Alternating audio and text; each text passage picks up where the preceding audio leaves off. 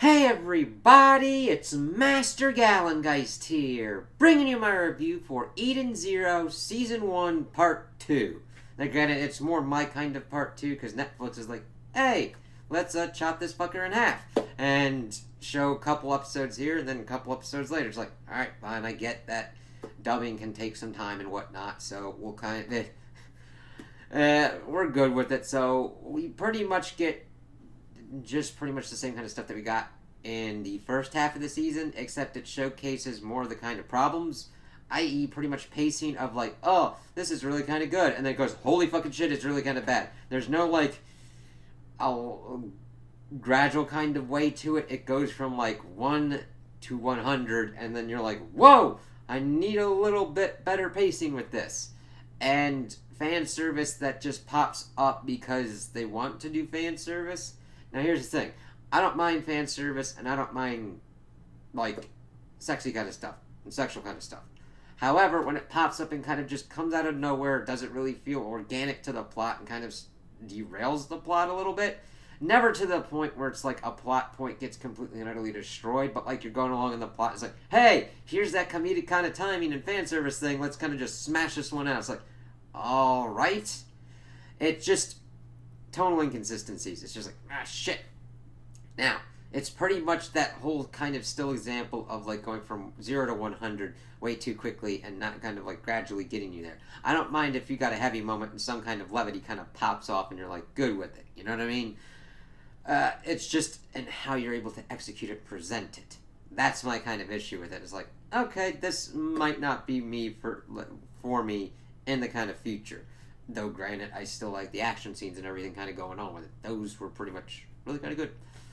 So, we start off from where we left off, and we see that they found Hermit, and it's like, what the fuck's kind of going on with her? And they're like, her heart's somewhere else. And we find out that there's this planet, Digitalis, pretty much a Matrix kind of thing, that it was like an MMO that the NPCs gain sentience. Now, one of the things that I like is that they are trying to explore, like, machines and being sentient and having souls and all that kind of stuff. However, it's that kind of pacing and kind of escalation issue where it's like, hey, these people think that these are living organisms, and other people, and then it's just immediately like a slaughter fest kind of going on. You even kind of get that in this story as they're going through and trying to find Hermit, be like, hey, NPCs, can you kind of help us? And then completely and utterly kind of crazy shit goes on. Now, there is one bit of the fan service that actually worked pretty well, as we see them kind of go into Digitalis and do their avatars and stuff. Weiss decides to be a woman with big boobs, so that way he can funnel them and be pervy, but he actually kind of, the fan service actually kind of serves a kind of narrative purpose, as he's like, hey, my back's hurting now because of these, and Rebecca's like, tell me about it. So, even though it's kind of small, I'm like, okay, that worked out pretty well. Rest of them, it's just like, okay. Well, they're trying to find where Herman is. Oh, the girl on the hill and everything. Well, we learned that throughout one of the one city kind of things, but they kind of get waylaid by one of the mini bosses, and they don't really do much with the mini boss. He just kind of like vomits and says, "Hey, this kind of dude's been like killing people and everything," and we just see that he's like slaughtering a lot of the NPCs and everything, and just being a kind of dick and all that. I really didn't know what his name was. It was like Jamilov or something like that. And it's like he's a dude by the name of Spider, pretty much. Kind of a hacker dude, and he's hacking, and pretty much anytime he kills someone or something, he's pretty much, like, done it to some other kind of account, so that way the repercussions don't fall upon him. Seen him actually kill people, because if you go in here and die in there, it has the death game scenario as well, so if you die in there, you die in the real world. It's like, okay, and we see this dude murder people. Shiki's like, I ain't down for that shit. Tries to fight him, doesn't really work out, and then the dude kind of disappears. They try and find Hermit, and she's like, I despise humans! And tells him to pretty much fuck off for a little bit, and then we see that the spider dude sent all these kind of monsters to kind of like take out the town and everything, but Shiki and the rest are able to try and like help everything out. We see that Homura is evidently trying to like betray the group or whatnot and tries to get in with Drac and Joe, and then we find out that it's not Homura, that she got like sent in, and she was like in a dungeon kind of place, got out, figured out everything, and was able to kind of like help Shiki when we thought that Homer was going to fucking kill his ass. But we see that they're able to kind of like help everyone involved. They're able to start fighting him, and Shiki's able to kind of like save Hermit and everything like that. We see that she's able to help undo most of the kind of hacking kind of advantages that Spider has, so Shiki can kind of like crack his ass. But the thing is, he gets like popped out of Digitalis and starts attacking the Eden Zero. And let's see, Hermit is still freaked out, and we learned that she was freaked out because after she was allowed to be free and everything, she finds these humans like, yeah, help us with this Aether cannon. It's like, all right. And the cannon is supposed to shoot Aether to this machine planet and give them energy. I'm like, a cannon that fires.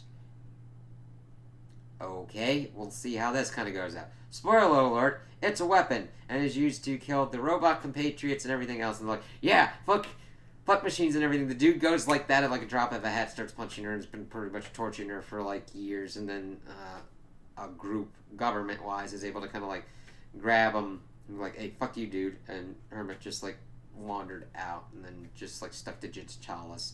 And the thing is, she wanted to make human friends, and then trying to do that made a cannon that like killed everybody, like killed all these machines and everything. And it's like, oh shit, that's kind of fucked up.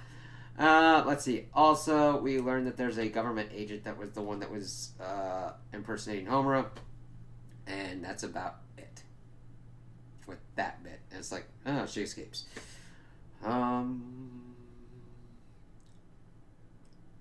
So Hermit's kind of reliving that. The ship's pretty much getting ready to be destroyed. Shiki and the rest of them like, hey, come on, you're good. And of course, through the power of friendship, she's like, fuck this shit, and beats and humiliates the spider dude. I was like, okay, cool. So now they're like, okay, we've got 3 of the shining stars, so let us now try and find Valkyrie. Do we have any leads? No. How are we going to do that? Literally, the narrator of the whole story is a time oracle lady, so they go to the planet and, of course, follow her kind of instructions. She's like, yeah, okay, I can tell you the information. I know past, present, future, all this kind of shit, because we learned that she had went to Mother, and that was her kind of thing, but had all the information of Mother and all that kind of stuff erased from her mind. But the thing is, since she knows everything, she doesn't really deal in regular currency. There is an arena that she pretty much follows that she doesn't know the outcomes to things. So she has them kind of fight a little mini tournament. He fighting this kind of metal dude he's like able to like utilize his powers effectively to take out. Rebecca fights this weird kind of punchy dude who then, of course, tries to melt her clothes and she fucking kicks him. It's like, alright, cool. And the Time Oracle lady, Xiao Mei, is like, oh, has it unlocked her Aether gear yet? I was like, alright, cool. Vice fights this really fast, super kind of dude. Is able to kind of take his ass out because he utilizes Pinot.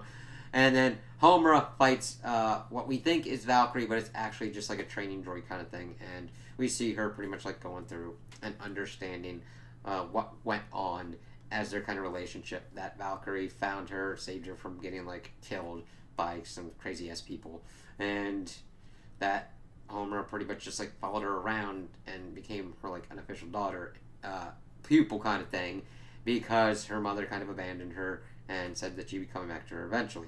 Spoiler alert, we then also kind of like go really fast and get that kind of plot point tied up as well.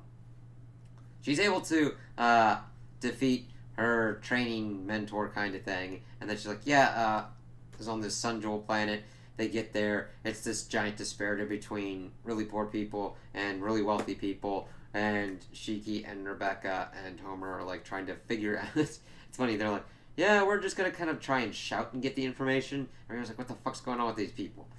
And then there's a robbery at the casino. Shiki and Homer are able to take them out, and then they get like transported off to a labor camp. The criminals, as well as Shiki and Homura, because violence is completely legal, and they've got to just keep doing all this war and stuff like that to this Madame Kurenai, who we find out is Homura's mother, and is just an all-around piece of shit person. Let's see here.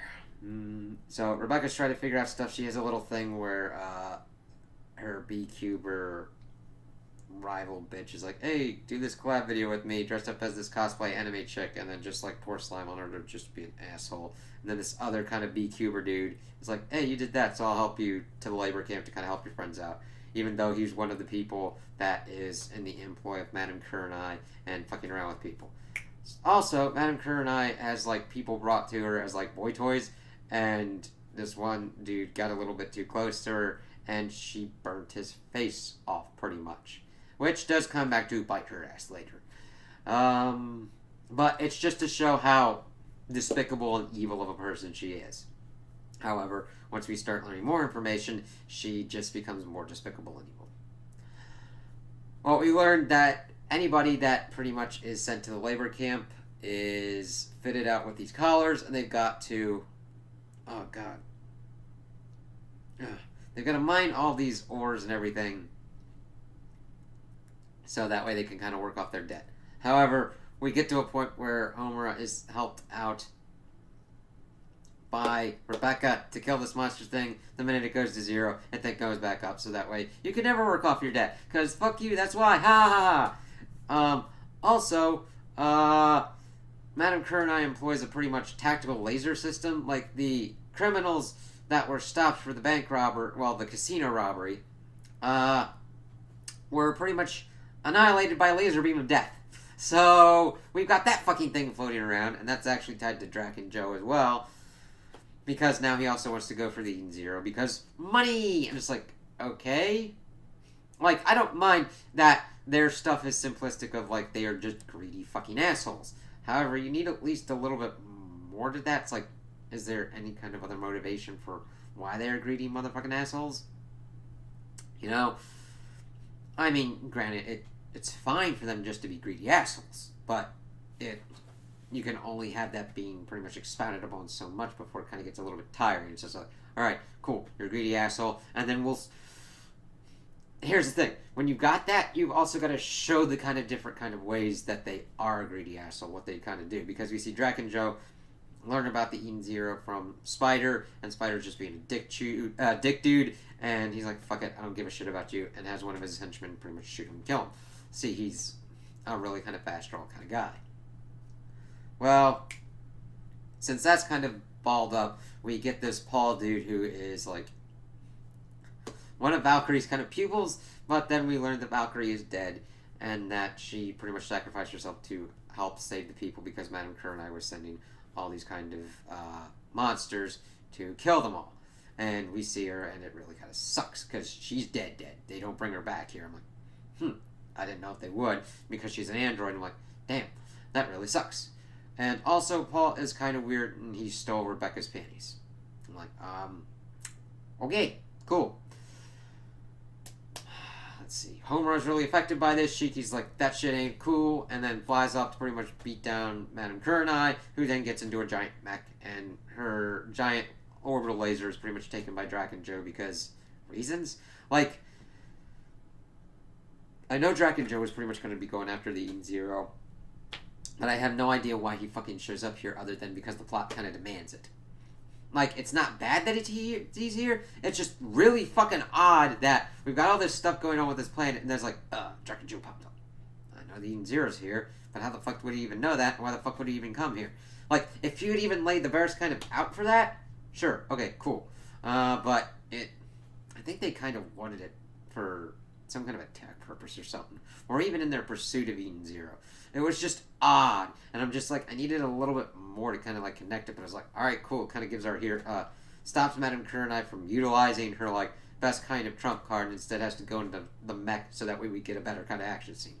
So, even though it's not explained as well for me on the plot and narrative kind of front, I do understand where they were kind of going for it. Oh, God. Excuse me.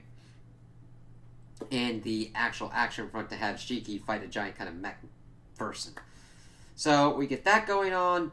We get Homura kind of have to deal with the Whip Warden kind of dude, which is like, alright, cool. And she does it in a kind of cool way because we'd seen that Valkyrie was able to do this kind of Odin strike kind of thing, which was actually pretty badass, and she utilized that to have a sword kind of flip up in the air and stab the motherfucker.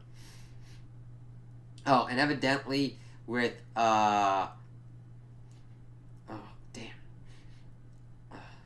with Aether Gear, if you bind your hands, they kind of stop the ability to be used, so that's kind of interesting, and it was interesting to see if that would affect Rebecca at all, because she utilizes her ether gear in her battle with this Nino kind of dude, the anime will save the universe kind of dude, who's able to utilize 4 giant kind of pummely arms.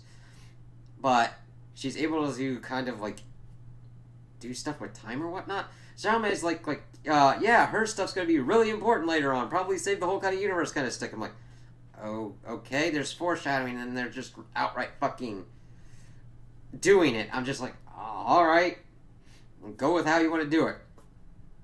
Well, they're able to take that out. Weiss comes down in this Arsenal kind of Iron Man kind of suit thing, which was kind of cool because he had a like All Might kind of catchphrase and all that kind of stuff saying. And Rebecca did this whole thing about like the manga versus anime kind of shtick going on. So those were kind of some funny lines going on there. But it's like, all right, cool. Shiki is able to like blast through and take out Madame Kurenai's kind of stuff and destroy the mech and all that. And everyone's like, yay, all right, cool. And they kind of pretty much leave it to Homura for how she wants to kind of deal with her mother. And they're like, as long as you punish her ass, I don't give a shit. And she's like, oh yeah, I missed you, da da da. And she tried to like show her this kind of thing that she had left for her as a child, and she didn't remember it at all. And she's like, I don't want you in my life. Fuck you. Never show your face around me again. And then she's trying to leave the planet. It's like, yeah, I'm gonna get out of here. It's like, alright. But then, of course, the guy who she burned the face off of pretty much starts beating her ass with a baseball bat, and they're going to utilize her as a pet. I'm like, wow, okay, that's kind of Game of Thrones level kind of like karmatic shit going on there. I'm like, I don't mind her getting punished and stopped for what she has done, but I'm like, ooh, shit, I'm not into kind of like revenge porn kind of shit like that, you know what I mean? And it's now granted, they don't go too far with it or showing too much of it, but it's like, ooh, shit, that's it'll be interesting to see if that kind of comes back. Well, we'd seen that Homer had been pretty much dealing very hard with her mentor's death. They get back on the Eden Zero because everything had been pretty much jammed up, and they're like, what the fuck's going on? And we see that they can't really bring her back. Their sister is trying to pretty much be like, hey, we've got all these kind of records and everything. Let's just bring her ass back. And it's like, it wouldn't be the same person. It'd be someone different. Yeah, good, she's dead. So they're trying to pretty much figure out, hey, you need all these kind of, you need the 4 stars to do this. And Omura eventually pretty much like, hey, I'll take Valkyrie's place. I don't know how that works because most of them have been pretty much androids, but we'll kind of have to see how that goes on because they're kind of in a corner if they're going to leave Valkyrie's sacrifice. As we see that Xiaomei said, they're like, hey, Sunjul became a pretty hopping and cool-ass place afterwards. And part of that was with the example of Valkyrie. And we had also seen that the Eden Zero had also picked up this weird kind of floating dude who was the captain of Eden's One. It's like, alright. And evidently the guild that they're a part of, the guild master dude's kind of shady and working with Drac and Joe. I was like, what the fuck? So we do see that everybody kind of deals with the death of Valkyrie, and it's emotional. I understand it. It didn't feel like it got to kind of melodramatic territory. I'm glad that they had feelings about the whole kind of thing, and we see all different kind of characters dealing with it in their own kind of different ways. But then we see that they're trying to pretty much figure out what to do, and of course, they've now got all the stars and everything, and it just pretty much sets up for the kind of end portion. Well, not the end portion, but the next kind of phase of their journey for like season 2, as they're like, hey, now we gotta do whatever we're gonna do next. So, I at least had a decent time with this, because I'm like, I started it, and kind of wanted to finish it. The dub was pretty decent. I like how the voice actors and everything were, and all the different kind of funny lines that we would get. But most of the things that kind of drew me in were mainly the action scenes. Those are the most well executed thing. Now, granted, since it's a shonen, if you don't have good action scenes, it's kind of like an action movie that doesn't have good action scenes. It's kind of like the purpose. However, I kind of like a little bit better of like a plot going on and character development going on. Even though I like the base of the plot of like, hey, it's kind of similar to One Piece. Granted, I have not watched or read One Piece, though I will probably try and get to it at some point, at some time in the future, because I'm pretty sure that that'll probably keep going on even after I'm dead.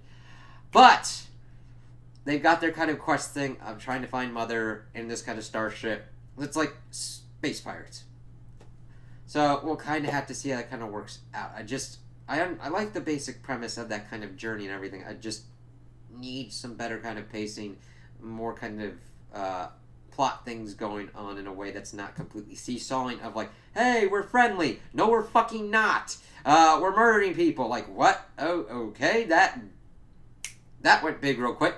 So, and also kind of character depth and development. Shiki,